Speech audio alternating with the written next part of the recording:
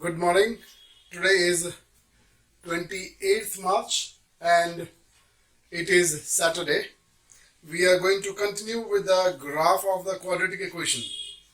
Graph of quadratic equation. In the previous video, we have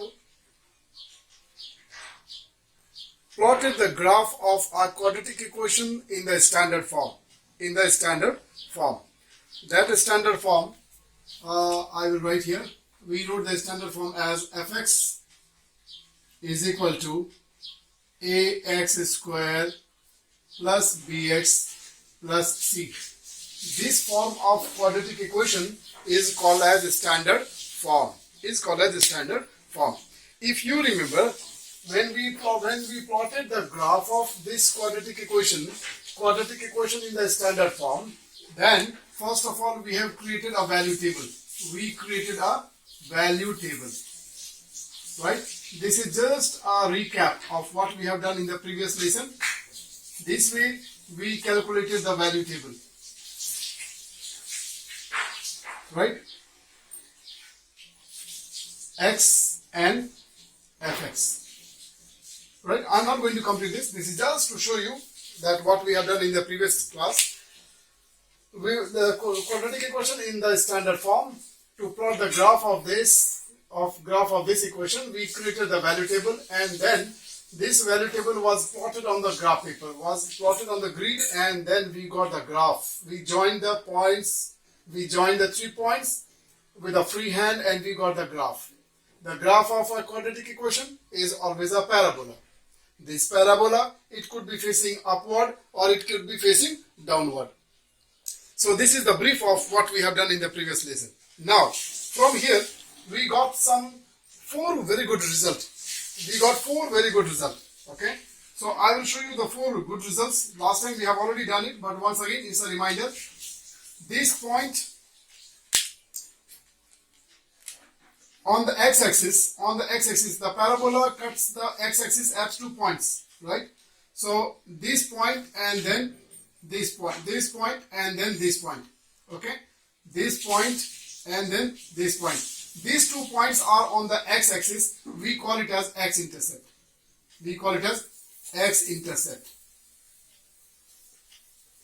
Clear?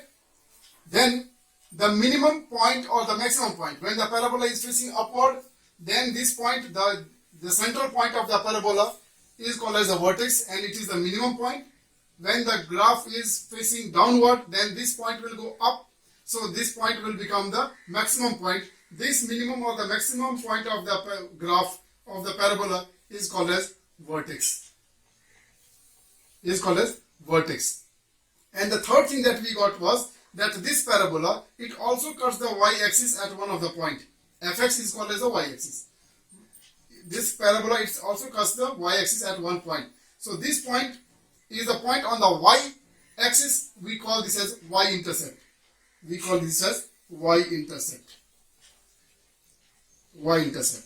So these are the 3 results we got. Result number 1, result number 2, and result number 3. We got these 3 results after plotting the graph. Is this very clear? Let me write these 3 results. The first thing that we got was X-intercept.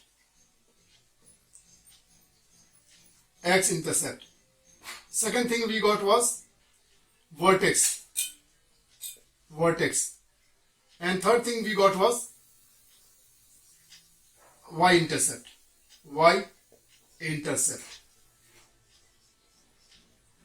Is it very clear? So this is what we have got from the graph. These are the 3 results. Now after finishing this standard form of quadratic equation, we are going to move on to the other form of quadratic equation. The second form of quadratic equation we are going to see today is the factored form. So now I will show you how do we plot the graph of a quadratic equation in the factored form. Now we are going to learn plotting graph of quadratic equation in factored form. So here I have taken a question. This is question number 5. In question number 5 there are 3 different equations, right? 3 different equations of 3 different forms of quadratic equation. From there, I have taken the first equation because the first equation of question number 5 is in the factored form. So I'm going to plot the graph of this. Okay. Now, to begin this work, we have to go back to the previous lesson, the previous method of plotting the graph. From the first method of graph, we have got 3 results, right? We will use those 3 results. Okay. The first thing that we got was X-intercept. X-intercept means the 2 points on the x-axis. X-intercept means 2 points on the x-axis. What is the meaning of that? When the 2 points are on the x-axis, the value of y will be equal to 0. Because on x-axis, everywhere the value of y is 0. Okay. So, in the factored form, we can calculate the value of x-intercept by assuming y to be 0. Y to be 0. Clear? And in this equation, the y is fx. You know that in this equation, the y is fx. So, we can calculate the x-intercept. X-intercept we can calculate. X-intercept. We will first of all calculate the x-intercept. We are calculating one by one the same result that we have got from the standard form. Okay? But in a different way. So first of all, we are going to calculate the x-intercept. And as I told you that these are the x-intercept is the point on the x-axis where the value of y will be 0. Therefore, for calculating the x-intercept, we will assume this fx to be 0. Fx to be 0. Am I very clear? So by assuming this fx to be 0, we are able to calculate the value of x-intercept. So now in this equation, this is assumed taken equal to 0, therefore this part will become equal to 0, right? Since this part is equal to 0, therefore we will write the equation as minus x plus 1 into x minus 3, and this is equal to 0.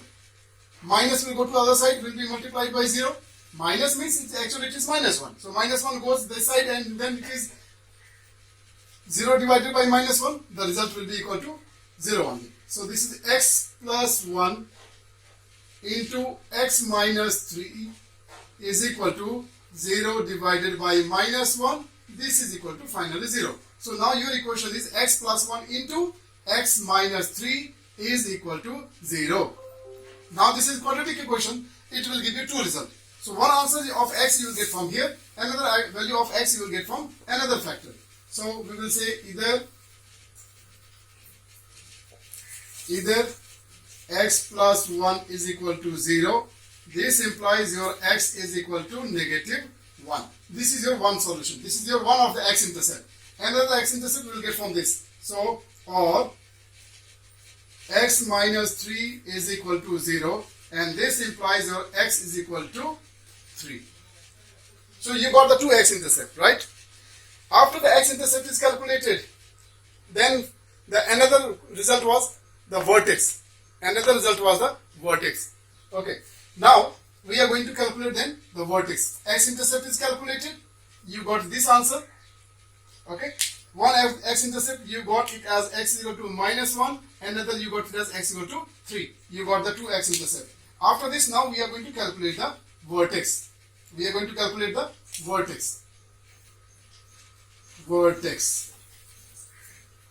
Vertex now we are going to calculate.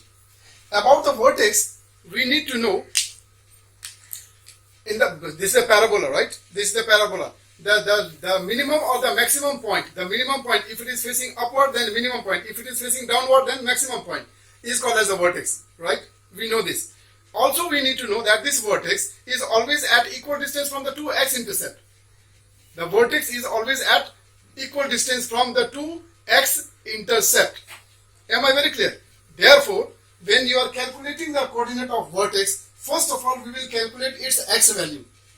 Because this vertex is at equal distance from this x and then this x-intercept and another x-intercept. Therefore, the value of this x, the vertex x coordinate will be average of these two. Whatever you get this one, the x coordinate of the vertex will be always the average of these two. And you know how to calculate the average? Add the 2 and divide by 2. So minus 1 plus 3 divided by 2. So minus 1 plus 3 is equal to 2. 2 divided by 2 is equal to 1. So the x coordinate of your vertex is equal to 1. Now, if the x coordinate of the vertex is 1, what is y? What is y? So now we have to find the y value of this vertex. Y value of this vertex now we have to find out.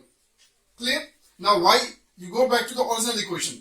In your original equation, your y is fx. That means when you are saying y, that means actually you are calculating fx. Am I clear? And this fx you are calculating for x is equal to 1. So in this equation for x you can put the value as equal to 1. You will get the value of your y. So let us do this. Minus 1 plus 1 and then 1 minus 3 is equal to, this is minus sign, let it be as it is. 1 plus 1, this is 2, and then 1 minus 3 is minus 3, minus 2. Since this is negative, so I am using bracket, and therefore this is equal to positive 4. Now look here.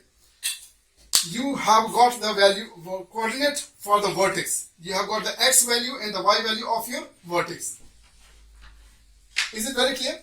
So now this coordinate of the vertex is also calculated.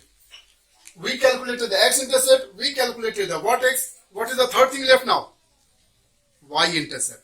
What is left? Y-intercept. So now we are going to calculate the Y-intercept. Y-intercept.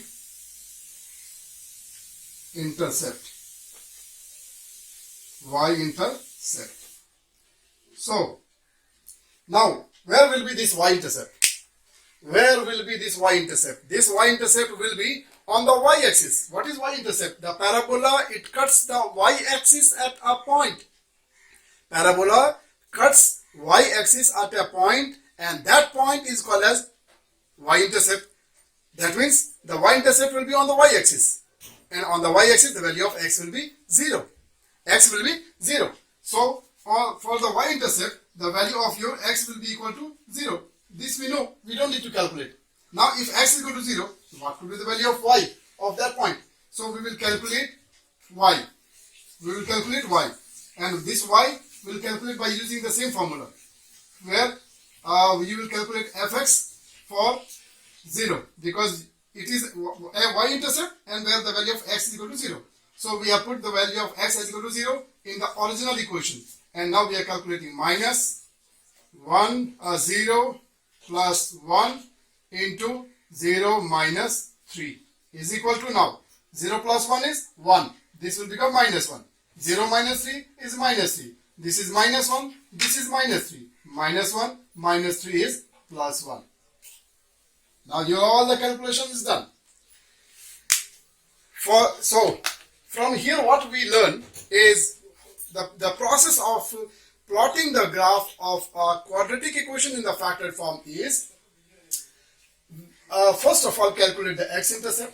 X-intercept means the point on the x-axis where y will be 0. Therefore, we have taken fx as equal to 0. Right? So, in this equation, we are putting this fx as equal to 0, and that's how we are calculating the two different values of x from this part. And then you can see how we have calculated. So, we got the x-intercept. After x-intercept, in the step number 2, you will calculate the vertex. You have to look at the steps. Okay? Vertex. Vertex is always in the middle of the parabola. Therefore, for the vertex, you will always calculate first of all the value of x. And that will be calculated by finding the average of these two values. Always. Okay? You got the value of x. Now, if this is the x value for the vertex, then the value of y will be calculated by putting the value of x as equal to 1 in the original equation, and then you get the value of y. That's how your second process also is done. Now third and the last step is y-intercept. So when you are calculating y-intercept, it is obviously on the y-axis where the value of x will be 0. Therefore, I have taken this x as equal to 0. So when x equal to 0, we are calculating the y value of this one by putting it in the original equation again, and then we get the value of y as equal to 3. So all the calculations are done. After this, I am going to plot it on the graph paper. Clear? So now you see, for the graph, one by one. First of all, we will put the x-intercept. X-intercept, the value of x is minus 1. So I am going to mark this x as equal to minus 1.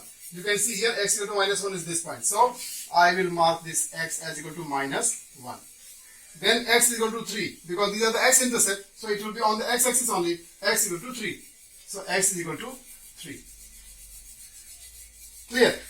Now the vertex, we are going to plot the vertex. Vertex, the value of x is 1 and the value of y is 4. So 1 and 4, this is one ordered pair. This will give you one ordered pair. So x1, y4. So x is equal to 1 and y is equal to 4.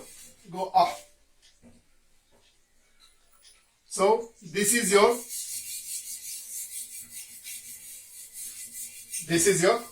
vertex. Now finally is the y-intercept. Y-intercept is y is equal to 3. Y is equal to 3. This is y is equal to 3. This is y-intercept, and obviously it will be on the y-axis. Now done. Here everything is done. Now we just have to join these four points with a free hand, and you get the graph.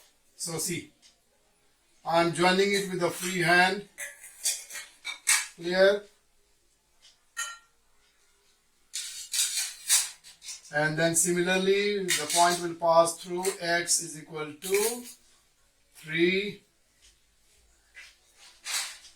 This is the completion of your question. Alright, so now after this, if they ask you questions like what is the minimum value of the fx, you can say fx is 4. So this is 4. What are the x-intercept? What is the y-intercept? No, what is the y-intercept, right? And then if they ask you for what value of x the function is maximum, we will say x is equal to 1. And what is the maximum value of function? 4. For what minimum value of x the function is maximum? Then answer is x is equal to 1. And if the question is what is the maximum value of the function, then answer is 4. Is it very clear? Thank you.